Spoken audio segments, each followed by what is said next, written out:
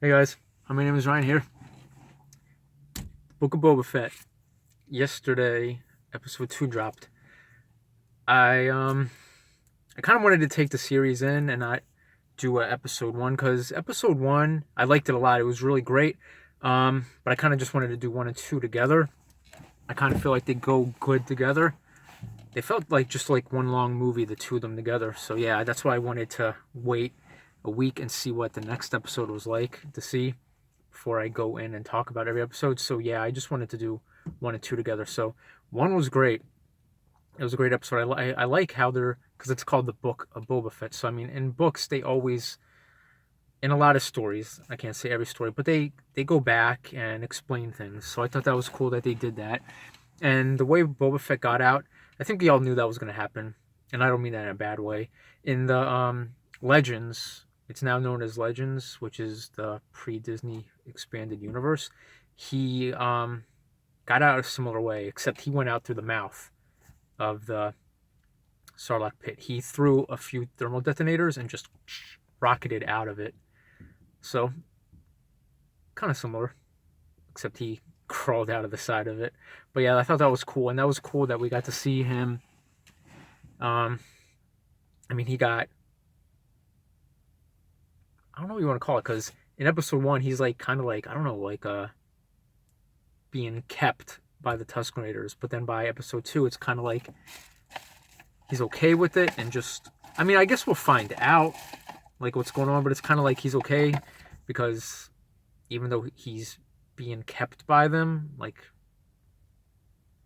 not a hostage, but he's just being kept by them. I mean, they're clothing him and training him to fight with a gaffy stick, things like that. So that's cool. But yeah, with the first episode, it was cool. We got to see him like introduce himself to the people of Mos Espa, just letting them know that he's taken over after Boba Fett and Biff Fortuna.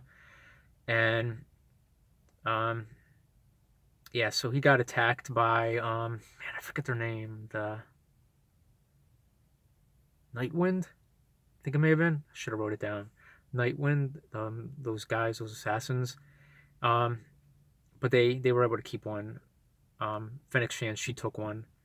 But then also in the flashbacks, he was he had to fight that four armed creature. It's it doesn't have a name. At least they didn't release it yet.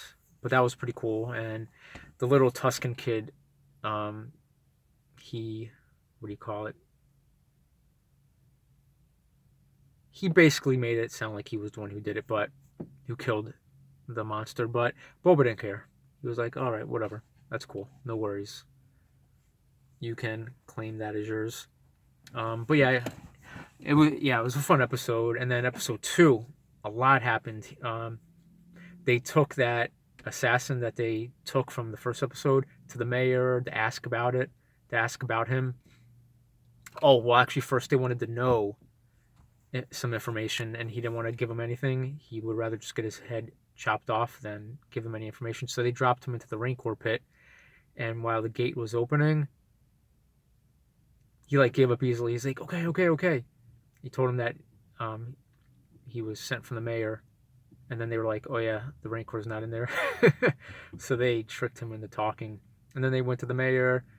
Then the mayor's guys killed the assassin. He's like, whatever. He didn't really care. Um, but yeah, he was just introducing himself and everything to everybody, and then he went to that place from the first episode with the it's like a cantina. Yeah, it's just bigger. It looks bigger and more lighting than the cantina that we know from episode 4, New Hope, and season 1 of The Mandalorian. But yeah, he went there, and then he found out that Jabba's cousins, twins, they didn't give their names yet, but that was cool that they introduced them. We got to see them, and they brought their Wookiee, gladiator turned bounty hunter. He's actually from the comics, so when I saw him, I was like, "What?"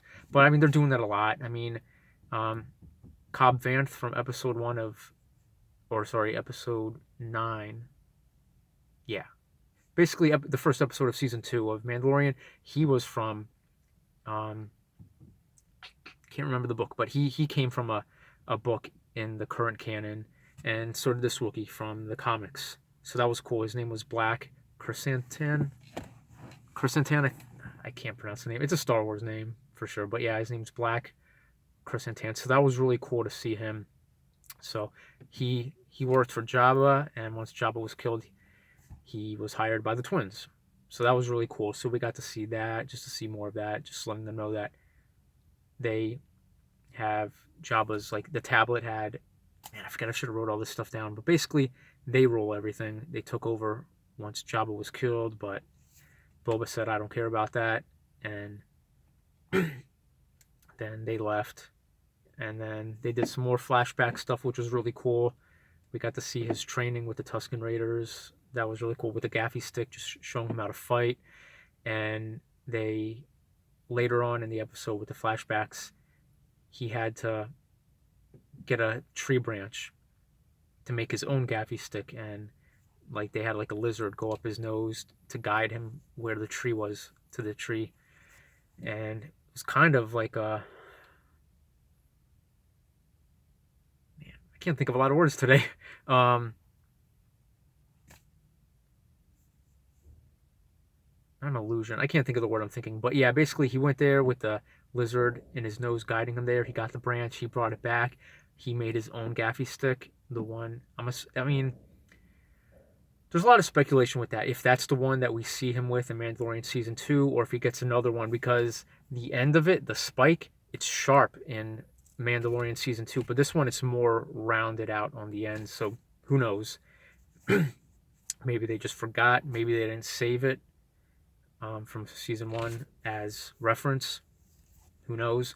But yeah, he built his own gaffy stick. And then also in the first episode, when we see it's not Klaatu's, I forget the species name, but those that bike gang that shows up at that little bar in the middle of the desert, he goes back and he beats them all up, Boba Fett, and he takes their speeder bikes because they need to get a train that's going through Tatooine. It's with spicers, and spice has been referenced in Star Wars since the very first one, A New Hope, when Luke says, "Oh, my father was, oh